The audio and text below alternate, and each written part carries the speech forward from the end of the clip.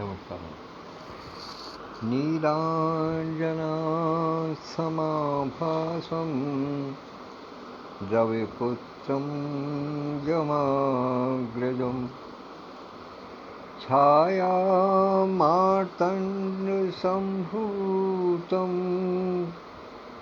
तं शनीश्वराय नमः। तं शनीश्वराय नमः।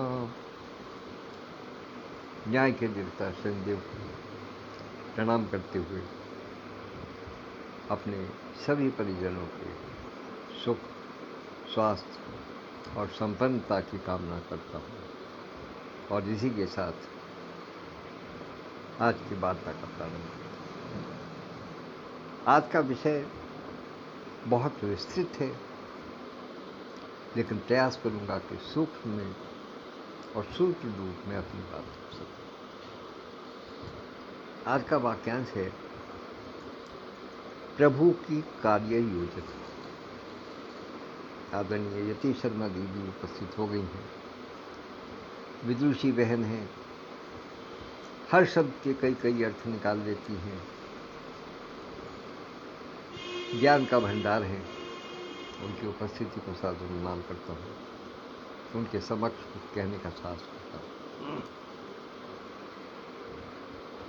हम सब जानते हैं कि जब हम शैशवावस्था में होते हैं उस समय हमें कब खाना है, कब हमें पीना है, कब हमें दूध पीना है, कब हमें खेलना है, कब हमें सोना है, वो सारी व्यवस्थाएं हमारी माता पिता की। विशेष रूप से हमारी माता इस बात का ध्यान रखती है कि जहां जरा सा अनमनापन देखा शिशु में, वो तुरंत समझ जाती है कि अब इसके सोने का समय है, या अब इसको भूख लगी है, या अब इसको पानी दे दो। सारी व्यवस्थाएं, हर प्रकार की योजना उनके पास रहती है कि कितने समय में उसको भोजन देना है, कितने समय में उसको नींद की आवश्यकता होगी, कितना उसको हंसाना है। क्योंकि कहा जाता है, एक बहुत पुरानी कहावत है कि बच्चे को बहुत अधिक हंसाना नहीं चाहिए, क्योंकि वो जितना हंसता है फिर बाद में उतना ही रोना पड़ता है, नहीं रोता है। तो हमारे बुजुर्ग, हमारे माता पिता इस बात का ध्यान भी रखते हैं। कभी कभी कुछ लोगों की आदत होती है, बहुत ज़्यादा छेड़खानी करते हैं बच्चे के नाजुक अंगों से, छेड़खानी करते हैं उंगली के माध्यम से या अपने होठों के माध्यम से, तो बच्चा खिलखिला पड़ता है, गुदगुदी होती है उसको। तो बड़े बुजुर्ग हमेशा कहते हैं, नहीं ऐसा मत करो, इस समय तुम इसको हंसा रहे हो, बाद में ये इतना ही रोएगा। तो ये हर प्रकार की कार्य योजना हमारे बुजुर्गों के पास होती है। और एक दूसरा सूत्र इसी के साथ में और जोड़ता हूं कि हम आयु में, ज्ञान में, बुद्धि के लिहाज से या किसी भी तरीके से कितने भी बड़े हो जाएं, हमारी आयु भले ही 100 वर्ष की हो जाए, हम चाहे ज्ञान में कितना भी आगे बढ़ जाएं, कितनी भी शास्त्रार्थ जीत लें, कितनी भी हम मेडल प्राप्त कर लें, कितनी भी डिग्रियां प्राप्त कर लें, सब कुछ हो हमारे पास, लेकिन अपने घर के बुजुर्गों के, माता पिता के सम्मुख आके हम बच्चे ही हो जाते हैं। उनकी निगाह में, उनकी दृष्टि में हम सदैव बच्चे बने रहते हैं। 50-55 साल का भी बच्चा जब अपने माता पिता के पैर छू करके किसी यात्रा पर जाता है तो मालूम है उससे क्या प्रश्न पूछता है? सारे पैसे एक जगह मत रखना, खुले पैसे हैं या नहीं है, ध्यान रखना बाहर के किसी व्यक्ति की दी हुई कोई चीज खाना पीना नहीं, रेल यात्रा कर रहे हो तो खिड़की मत खोलना, जेब कतरों से सावधान रहना, आदि आदि न जाने ऐसी कितनी नसीहतें देती। हालांकि कभी कभी कुछ हम जैसे साथी जो जिनकी उम्र हो गई है वो ये कहते हैं, क्या बाबूजी आप भी ऐसी बात करती है? अब मुझे इतनी उम्र हो गई है, इतना घूम फिर लिया, दुनिया भर में घूमता हूं और आप मुझे चलते हुए बात करते हैं। लेकिन वास्तविकता ये है कि माता पिता के लिए, बुजुर्ग के लिए बच्चा हमेशा बच्चा ही रहता है। कितना भी बड़ा हो जाए, कितना भी समझदार हो जाए, कितना भी ज्ञानवान हो जाए, कितना ही घूमने फिरने वाला हो जाए, कितना ही उसका समाज में पद प्रतिष्ठा मान रुतबा कुछ भी हो, लेकिन माता पिता के लिए वो बच्चा ही रहता है। और माता पिता उसको छोटी छोटी बातें बताते हैं। तो फिर वो ईश्वर तो वो तो परम पिता है, उसकी निगाह में तो हम सब शिशु ही हैं। वो हमारी सारी कार्य योजनाएं तैयार करता है। हमें कब उठना है, कब हमें क्या कार्य करना है, किस प्रकार से करना है, किस निमित्त करना है, और किसी कार्य के करने में उसकी सफलता में या असफलता में किस किस व्यक्ति का, किस किस परिस्थिति का योगदान होना है, वो सारी कार्य योजनाएं वो हमारा परमपिता तैयार करता है। क्योंकि उसकी निगाह में हम तो बच्चे ही हैं। हम चाहे कितनी भी प्रयास कर लें, कितना भी अच्छे से अच्छा योजना तैयार कर लें, किंतु वास्तव में होना वही है जो कार्य योजना हमारे लिए ईश्वर ने तैयार की। कोई भी घटना संसार में चाहे किसी भी रूप में घटित हो, हमें अच्छी लगे या बुरी लगे, संसार के लिए लाभकारी हो या हानिकारक हो, लेकिन कोई भी काम बिना पूर्व नियोजन के नहीं होता। यही ईश्वर का विधान है। जो कहते हैं ना कि ईश्वर का विधान क्या है, ईश्वर का विधान यही है।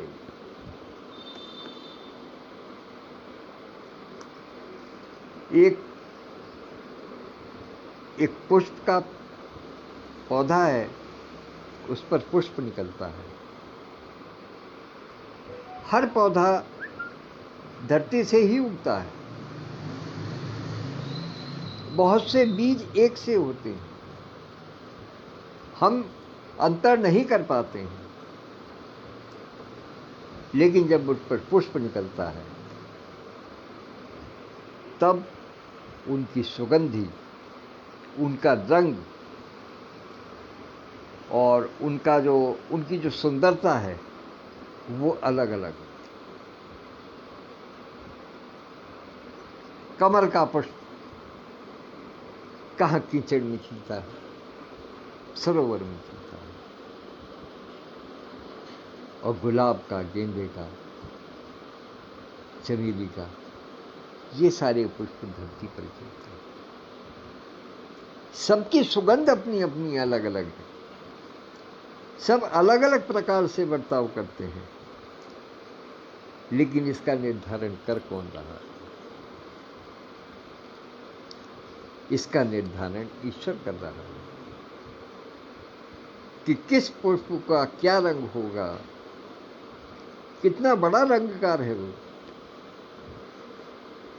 कि हर पुष्प का रंग अलग अलग है, गंध अलग अलग है, उसकी बनावट अलग अलग है, और तो और उसकी कार्य योजना का एक और विस्तार देखेगा। सब जानते हैं कि संसार में जीवों की 84 लाख योनियां हैं। हर जीव अपने आप में अलग, प्रत्येक की अलग संरचना, अलग उसका बर्ताव, अलग उसका जीवन, अलग उसकी शैली, अलग उसके मित्र, अलग उसके शत्रु, अलग उसका भोजन,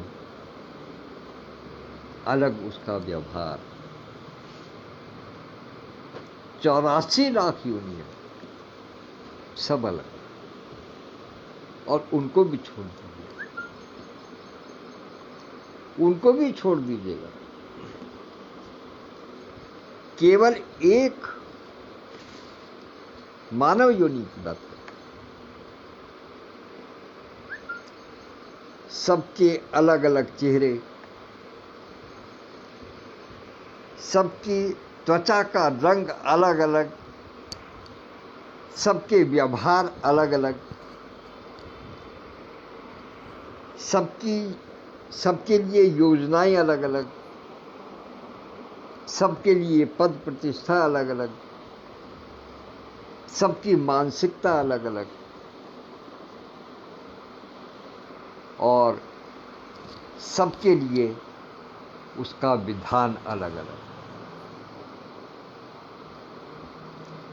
इतना बड़ा कार्य, इतनी बड़ी कार्य योजना क्या किसी मानव के बस की है? इस समय अनुमान के तौर पर संसार की जो जनसंख्या है लगभग 8 अरब मानी गई है। उस 8 अरब में कहा जाता है कि 7 व्यक्ति, ये मान्यता है, देखा किसी ने नहीं है, मान्यता है कि 7 व्यक्ति एक ही शक्ल के होते हैं। लेकिन खूबसूरती ये है, अगर इसको सत्य भी मान लिया जाए तो भले ही 7 व्यक्ति एक सी शक्ल के हों, लेकिन अकल सबकी अलग अलग, सबके अलग अलग स्थान हैं, सबके अलग अलग विचार हैं, सबके अलग अलग प्रभाव हैं, और सबकी अलग अलग नियति है। इसका एक सबसे बड़ा उदाहरण मैं आपको बताता हूँ कि प्रभु की कार्य योजना किस प्रकार से कार्य करती है। यूं तो पौराणिक कथाओं में भी बहुत से इसके उदाहरण मिल सकते हैं, किंतु आपको कलयुग का उदाहरण देता हूं। एक बच्चा जिसके पास गंगा पार करने के पैसे नहीं, नाव वाले को देने के लिए, तैर कर गंगा पार करता है, विद्यालय में पढ़ता है, यानी एक प्रकार से विपन्नता का, दरिद्रता की पराकाष्ठा।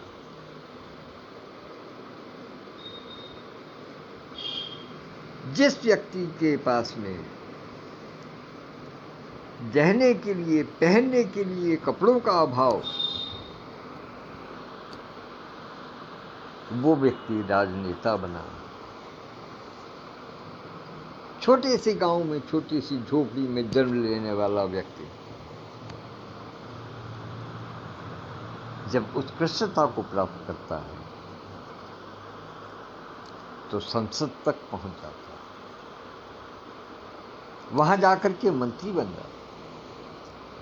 लेकिन वहां भी उसकी सादगी, उसकी मानसिकता, उसकी नियति उसका पीछा नहीं छोड़ती। और लेकिन उसकी विद्वत्ता को देखते हुए एक बार तत्कालीन प्रधानमंत्री ने, श्री जवाहरलाल नेहरू उस समय प्रधानमंत्री थे, जो देश के प्रथम प्रधानमंत्री थे, और मैं जिस अमूल्य अतुलनीय व्यक्तित्व के मालिक की बात कर रहा हूं, वो आदरणीय लाल बहादुर शास्त्री जी बहुत गरीबी से उठ करके आए। उनको किसी कार्य को हल करने के लिए, किसी समस्या के हल करने के लिए कश्मीर भेजना था। शास्त्री जी ने हाथ जोड़ दिए कि मैं नहीं जा पाऊंगा, आप मेरे स्थान पर किसी और को भेज दीजिएगा। तो उन्होंने कहा कि नहीं, सारी व्यवस्था हो चुकी है, तुम्हें जाना है, तुम ही जाओगे। कहने कि मैं नहीं जा सकता। कहने के कारण बताओ।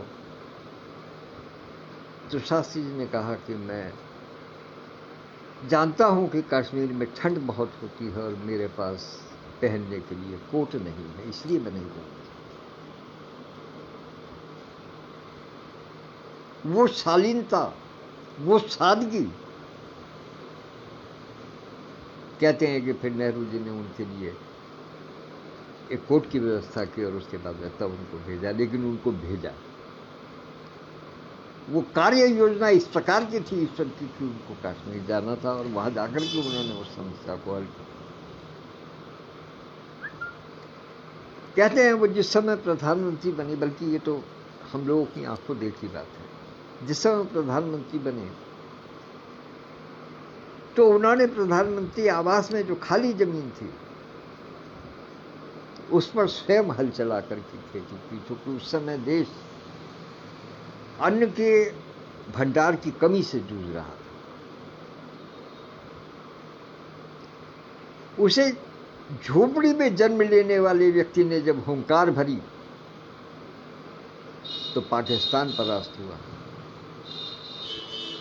और जब उसने आवाज दी तो पूरा देश एक दिन के लिए व्रत करने पर, उपवास करने पर, अन्न ग्रहण न करने पर आमादा हो गया।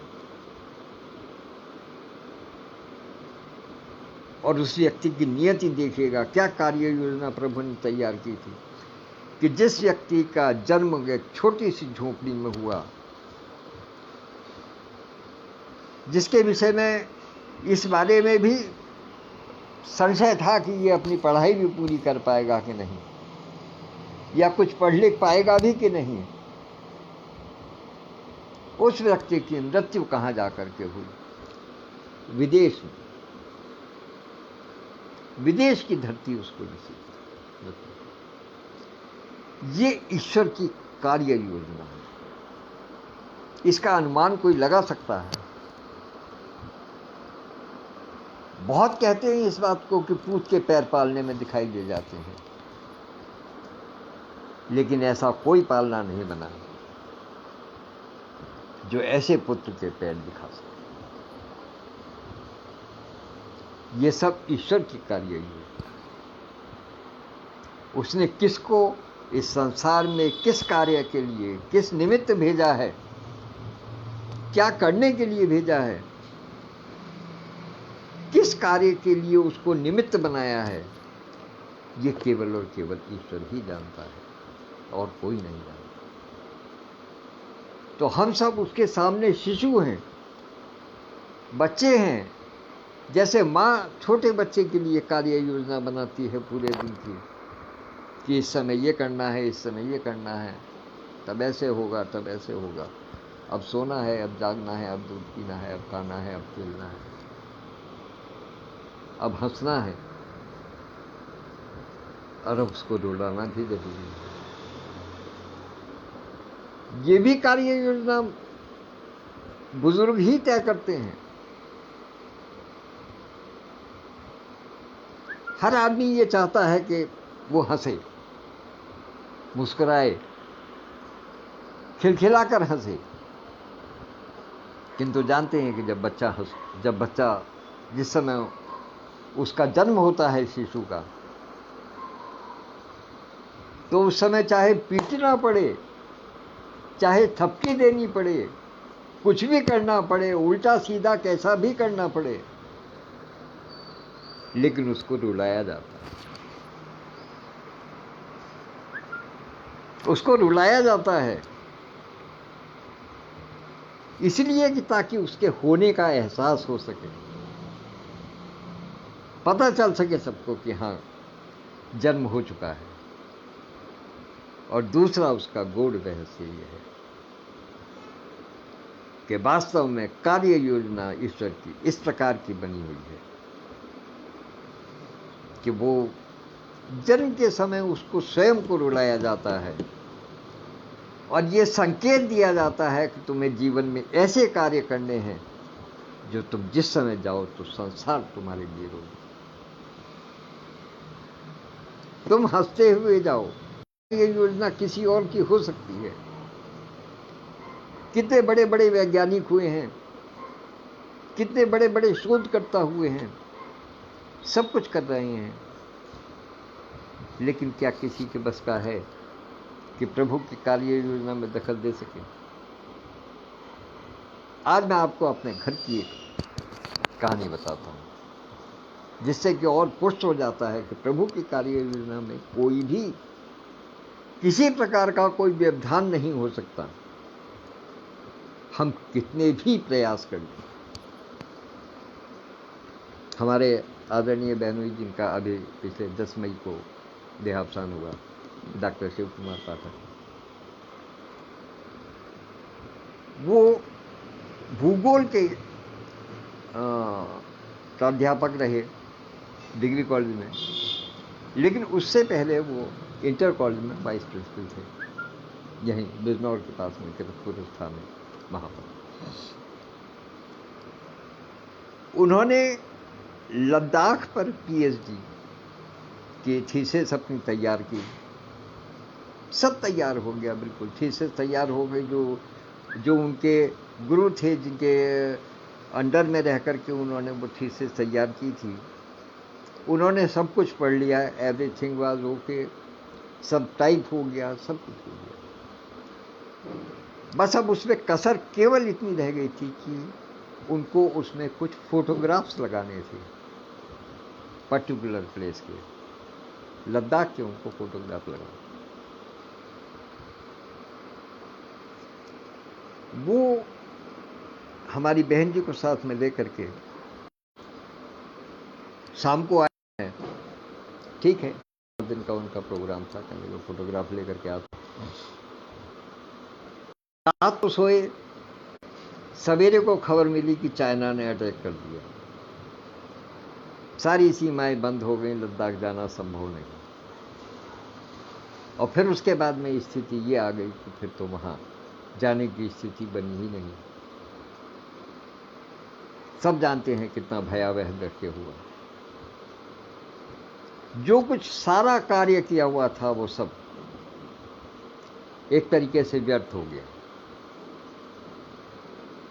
उसके बाद में फिर उस थीसिस को छोड़ करके दोबारा फिर नए सिरे से डॉक्टरेट पीएचडी की डिग्री, नए सिरे से फिर एक नया सब्जेक्ट चुना देहरादून के लिए, और उस पर फिर पीएचडी की, और उस पीएचडी को लिखने में फिर उनको 2 साल का वक्त। तो ये प्रभु की कार्य योजना नहीं तो क्या है कि उस समय नहीं मिलनी थी, डॉक्टरेट मिलनी थी लेकिन उस समय नहीं मिलनी थी, तो ऐसी व्यवस्था बनी। तो ये कार्य योजना प्रभु की ही है, इसी के अनुसार हमें चलना पड़ेगा। हम कितना भी प्रयास कर लें, कुछ भी सोच लें, कुछ भी करना चाहें, कुछ नहीं होना है, क्योंकि हम सब उसके सामने बच्चे हैं, बच्चे ही रहेंगे तमाम जीवन भर। वो परमात्मा है, हम उसकी संतान हैं, इसलिए हमें उसी की आज्ञा अनुसार चलना है, उसी की कार्य योजना पर अनुसरण करना है, और उसी के अनुसार हमें कार्य करना है। चाहे हम स्वेच्छा से करें, अपने मन से करें, उसके संकेत को समझ करके चाहे हम उस हिसाब से करें, या हमें जबरदस्ती करना पड़े। हमें भगवान अगर हंसाता है तो वही हमें रुलाने के भी साधन उत्पन्न करता है, इसलिए कि कहीं किसी प्रकार का भेदभाव न रहे, बैलेंस शीट तुलन पत्र बिल्कुल बराबर रहे। क्या ये बात सब नहीं जानते हैं कि यदि किसी व्यक्ति का कोई अंग नहीं है तो उसकी ताकत दूसरे अंग में आ जाती है।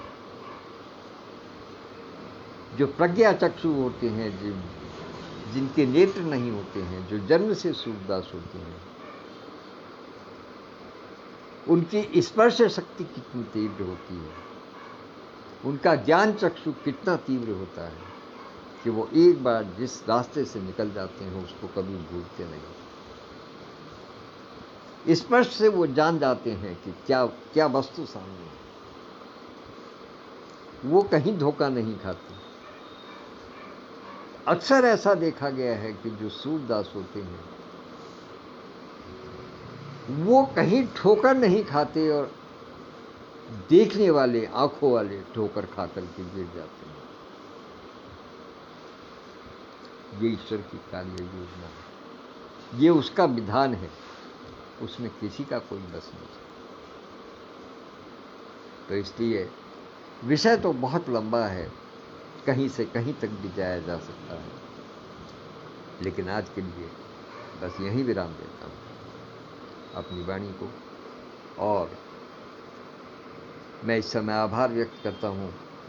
4 विशिष्ट विभूतियाँ मेरे सामने हैं। आदरणीय डॉक्टर विद्युत प्रभा चतुर्वेदी मंजू दीदी, आदरणीय श्री विधुभूषण त्रिवेदी भाई साहब, आदरणीय डॉक्टर यति शर्मा जी और आदरणीय डॉक्टर वर्षा खन्ना बहन। सब ज्ञानी हैं, बहुत बहुत ज्ञान रखते हैं। मैं जानता हूं कि इन सब के ज्ञान के समक्ष मैं कुछ नहीं हूं, कहीं नहीं हूं, कहीं भी नहीं टिकता। लेकिन ये ईश्वर की कार्य योजना है। अब इसमें मैं दखल भी दूं तो कैसे दूं? किधर से मैं बोलता हूं? मैं एक अज्ञानी अनपढ़ आदमी यहां से बोलता है और सब ज्ञानी मुझे सुनने का, मुझे सुनते हैं, मुझे अपना आशीर्वाद देते हैं। ये ईश्वर की कार्य योजना है और मैं उसको नतमस्तक होकर स्वीकार करता हूं। धन्यवाद। आगे जो भी साथी इसको सुनेंगे उनके लिए बहुत बहुत आभार। और चलिए अब वाणी को विराम देते हैं, आगे फिर देखते हैं क्या व्यवस्था बनती है। अभी आजकल कवि के साथ कॉफ़ी पटर पर आने का साधन नहीं बन पा रहा है, कुछ व्यवस्था इस प्रकार की है। चलिए जैसा जैसा बनेगा, यदि समय मिलता है तो आप जानते हैं कि मैं निश्चित रूप से आने का प्रयास करूंगा। लेकिन फिर यहाँ कोई प्रभु की कार्य योजना बाधा बन जाती है तो मैं कुछ नहीं कर पाता। धन्यवाद, नमस्कार। सभी उपस्थितों को एक बार पुनः प्रणाम।